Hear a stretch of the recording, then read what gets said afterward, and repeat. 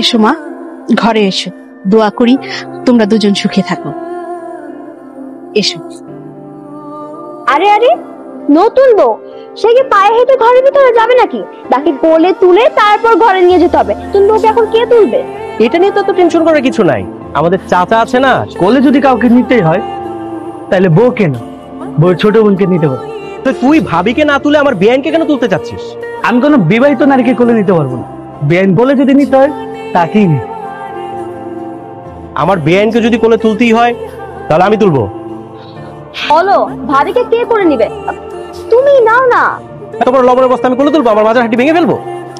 আমার বুবু কি লবণের বস্তার মতো ভারী নাকি? ও আসলে না, বিয়ে করে শান্তি নেই। কতক্ষণ হয়ে গেছে আমার বউটাকে তোরা বাইরে দাঁড়া করে রাখছিস। এই বাড়িতে যে প্রথম অতিথি হয়ে এসেছে আমি তাকেই কোলে নিব। আপনি আমার কেন করে নিছেন? আমার কইতেছি, আমি কি আপনাকে ঘরে নিব, তারপর আমি আপনাকে দাওয়াবো।